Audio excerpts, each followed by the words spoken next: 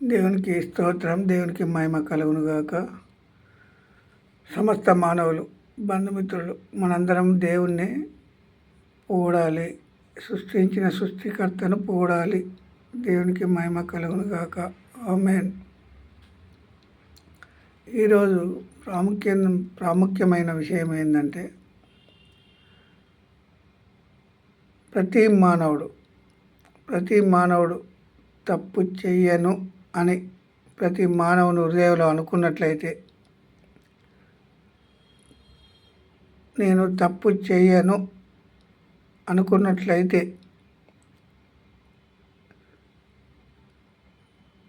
సమస్త మానవుల హృదయాలలో గలిబిలి చేస్తున్న సాతాను క్రియలను అగ్నిగుండంలో కాల్చివేయాలి. ముందుగా సమస్త మానవుల హృదయాలలో గలిబిలి చేస్తున్న సాతాను క్రియలు. సాతానుకు లోబడద్దు ఏ మానవుడు.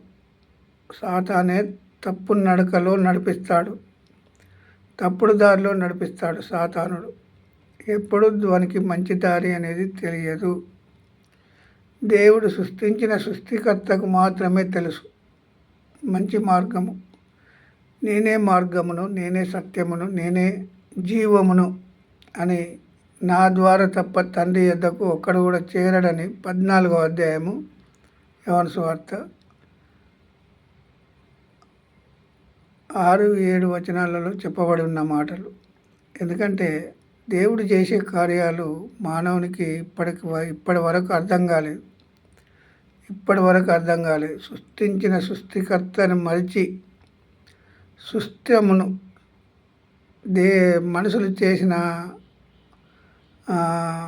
మనుషులు చేసిన వాటికి, ఈ సృష్టిలో ఉన్న వాటికి సాగిలపడతాను. మనం ఈ సృష్టిలో గాలి, నీరు, భూమి, వేడి, ఆకాశము మరి ఎలా వచ్చాయి? వాటికై తయారు కావు ఎప్పుడు. మరి తయారు కాని వాటిని గాలి, దేవుడిచ్చిన గాలి, దేవుడు సృష్టించిన గాలి. ఎందుకంటే శ్వాసను సమస్త మానవులు శ్వాస పీలుస్తారు కానీ దాన్ని గ్రహించరు. భూమి మీద నిలబడతారు అందరూ, ఎవరు పైకి ఎగిరిపోవడం లేదు. భూమి మీద నిలబడతారు కానీ భూమిని జ్ఞాపకం చేసుకోలేరు. ఆ భూమికి ఆకర్షణ శక్తి ఉంది. భూమి మీద నిలబడడానికి దేవుడు అట్లా ఆకర్షణ శక్తి పెట్టాడు. భూమి మీద ఇల్లు కట్టుకోవడానికి దేవుడు చిన్న ఇల్లున్న బ్రతకడానికి సరిపోతుంది. కానీ ఇప్పుడు ఒక్కొక్కరి ఆత్మలో, విశ్వాసంలో, ఒక్కొక్కరి ఆలోచనలో ఎలా ఉంది? నేనంటే నేను అనే గర్వం, నేననే అహంకారంతో, అసూయతో బ్రతుకుతున్నాడు మానవుడు. ఇప్పుడు ఏ మానవుడైనా తప్పు చెయ్యను అని ప్రతి మానవుడు అనుకున్నప్పుడు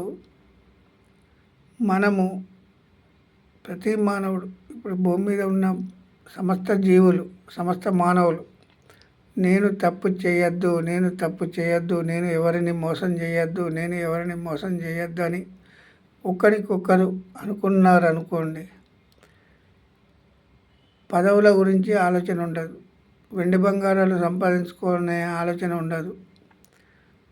అందుకే యేసుక్రీస్తు ప్రభు ఈ లోకానికి వచ్చి, మనం పాపులం కనుక ఆలోచనలే మనలను పాపంలో నెట్టివేస్తున్నాయి కనుక, మన ఆలోచనలు మనలను పాపంలో నెట్టివేస్తున్నాయి కనుక, ఆ పాపములు తీసివేయడానికి యేసుక్రీస్తు ప్రభు ఈ లోకానికి వచ్చాడు 2025 సంవత్సరాల క్రితం. మంచి మాటలు, మంచి ఆలోచన, మంచి క్రియలు బోధించాడు. అవి ఇప్పటి వరకు, నాటి నుండి నేటి వరకు ఏ మానవుడైనా స్వార్థం లేకుండా బ్రతుకుతున్నాడా? ఆ మాటలు విని స్వార్థంతో బ్రతుకుతున్నాడు. ఇంకా క్రైస్తవులు సంపాదించుకున్నారు, హిందువులు సంపాదిస్తున్నారు, ముస్లింలు సంపాదిస్తున్నారు. నేనంటే నేను అనే గర్వం, నేను అనే అహంకారం. ప్రతి మానవుల్లో పాపం అనేది పోతలేదు. ఆ పాపం అనే దానికి సంపాదన అవసరం లేదు. అది పాపాన్ని సంపాదించుకోవడమే పాపం. సంపాదించుకోవడమే పాపము. ఆ పాపాన్ని తీసివేసుకోమని సిరికి దాసుడుగా, దేవునికి దాసుడుగా ఒక వ్యక్తి ఉండలేడు, ఏ మానవుడు. మరి పాపానికి దాసుడుగా ఇప్పుడు దేవునికి దాసుడుగా ఉంటా అంటే ఎలా నీకు సాధ్యమవుతుంది? సంపాదించుకున్నట్లు నువ్వు నిమగ్నమై ఉండి దేవునికి నేను దాసునిగా ఉంటా అంటే ఎలా సాధ్యము? దేవునికి దాసునిగా ఉంటే ఈ లోక సంబంధంగా బోధలు ఉండవు. దేవునికి దాసునిగా ఉంటే, సృష్టించిన సృష్టికర్తకు దాసులుగా ఉంటే, ఒక ఆత్మ విలువ కోట్ల రూపాయలు పెట్టినా దొరకనటువంటి ఆత్మ మనలో ఉంది. అన్నీ దొరుకుతాయి ఈ లోకంలో. అపార్ట్మెంట్లు దొరుకుతాయి, భూములు దొరుకుతాయి, జాగాలు కొంటే దొరుకుతాయి. కానీ డబ్బు పెట్టి కొంటే ఒక దొరకనటువంటి ఆత్మ కోట్ల రూపాయలు పెట్టినా దొరకదు. లోకంలో డబ్బు, వెండి, బంగారాలన్నీ ఒక దగ్గర పెట్టి ఒక ఆత్మకు సమానం అవుతాయంటే కావు. ఒక ఆత్మతో సమానం కావు వెండి బంగారాలు. తన ప్రాణం పోగొట్టుకుంటే, నలుదిక్కుల సంపాదించి తన ప్రాణం పోగొట్టుకుంటే నీకు ఏం ప్రయోజనము వెర్రివాడ అనే ఒక దూత మాట్లాడింది. ఈరోజు నలుదిక్కుల సంపాదించుకొని తన ప్రాణం పోగొట్టుకుంటే నీకు ఏం ప్రయోజనము అని బైబిల్ చెప్పిన మాటలు. బైబిల్ చెప్పిన మాటలు ఎవరు అర్థం చేయడం లేదు. ఈ లోక సంబంధంగా అనేకమైన మాటలు మాట్లాడుతున్నారు.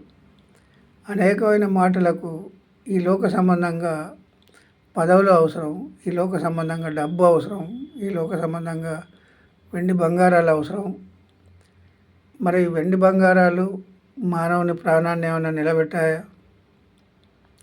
నేను యోబు ఒక మాట మొదటి అధ్యాయంలో లాస్ట్ వచనాలు చదివినట్లయితే ఏమని చెప్పిందంటే, నేను దిగంబరిగా వచ్చి తిని దిగంబరిగా నా దేవుని యొద్దకు చేరుకుంటాను అని, సృష్టించిన సృష్టికర్త దగ్గరికి చేరుకుంటానని యోబు మాట్లాడిన మాట. యెహోవా దగ్గరికి నేను చేరుకుంటాను, యేసుక్రీస్తు ప్రభు దగ్గరికి నేను చేరుకుంటాను అని యోబు మాట్లాడిన మాట. ఆ ఒక్క మాటలనైనా ప్రతి మానవుడు మారాలి. ఎందుకంటే ఎవరైనా ఏ మానవుడైనా పుట్టినప్పుడు తెచ్చింది కాదు, పోయేటప్పుడు తీసుకుపోయేది కాదు అనేది తెలుసుకొని కూడా ఒకరిని ఒకరు మోసం చేసుకొని, ఒకరిని ఒకరు వాని జేబులో డబ్బులు నా జేబులో పడితే చాలు అనే విధంగా బ్రతుకుతున్నాము. డబ్బు ఎంత సంపాదిస్తే మానవునికి సంతృప్తి కలుగుతుంది? ఇప్పుడు కడుపుకు అన్నం తినాలంటేనో సరిపోయిందంటాను. మరి డబ్బు సంపాదనలో ఫిక్స్ అయిన మానవుడు ఉన్నాడా? నాకు ఇక్కడ వరకు సరిపోతుంది, నాకు ఇక్కడికి చాలు అని చెప్పిన మానవుడు ఉన్నాడా? ఒక్కడైనా భూమి మీద? యేసుక్రీస్తు ప్రభు మాత్రమే ఒకే ఒక్కడు చెప్పాడు. ఈ లోక సంబంధమైన ఆశలు ఆయన ఆపాదించుకోలేదు, ఈ లోక సంబంధమైన ఆలోచనలు చేయలేదు. యేసుక్రీస్తు ప్రభు ఈ లోక శరీరధారిగా మానవ దైవముగా వచ్చాడు, దైవ మానవునిగా పోయాడు. కానీ చనిపోయేటప్పుడు కూడా పాపిష్టులైన మనుషుల చేతికి మనిషి కుమారుడు అప్పగించబడెను. పాపిష్టులైన మనుషుల చేతికి, పాపిష్టులెవరు? మానవులైన మనమే. ఆలోచనలు కావచ్చు, మన క్రియలు కావచ్చు, మన చూపు కావచ్చు. మన చూపులో విషం ఉంది, మన ఆలోచనలో విషము నింపుకుంటాము. మన చేసే పనులల్లో కూడా విషయం నింపుకొని పని చేస్తాము. ఇప్పుడు ఇన్ని పోలీస్ స్టేషన్లు, ఇన్ని కోర్టులు ఉన్నా కూడా మస్తు కేసులు పెండింగ్లో ఉన్నాయి. మరి ఇన్ని కేసులు ఇక్కడనే మంచి పరిష్కారం కనుక జరిగినట్లయితే, నీతి గల పరిష్కారం జరిగినట్లయితే, ఈ శరీర సంబంధులు కనుక శరీరానికి ఈ లోక సంబంధంగా శిక్షలు పడుతున్నాయి శరీరానికి. ఆత్మకు శిక్ష వేసిన వాడు ఒక్కడు కూడా లేడు. ఆత్మకు శిక్ష వేసిన వాడు ఈ లోకంలో ఒక్కడు కూడా లేడు. ఆత్మకు శిక్ష వేయాలి ఏ మానవుడని. ఆత్మకు తీర్పు తీర్చేవానికి భయపడుడి, శరీరానికి తీర్పు తీర్చేవానికి భయపడకుడి అని యేసుక్రీస్తు ప్రభు చెప్పాడు. మరి మనం ఎందుకు గ్రహించలేకపోతున్నాము? శరీరానికి శిక్ష ఉంది ఈ లోకంలో, ఆత్మకు శిక్ష లేదు. ఏ మానవుడు ఆత్మకు శిక్ష వెయ్యలేడు. ఆత్మ దేవుని యొద్ద నుండి వచ్చెను, దేవుని యొద్దకు మరలిపోవును. శరీరము మట్టి నుండి వచ్చెను, మరల శరీరం మట్టి నుండి మట్టికి మన్నైపోతుంది శరీరం. కానీ ఆత్మ జీవము దేవుని యొద్ద నుండి వచ్చెను కనుక దేవుని దగ్గరికి మరలా చేరాలి ప్రతి మానవుని ఆత్మ. దేవునికి మహిమ కలుగును గాక. ఆమేన్.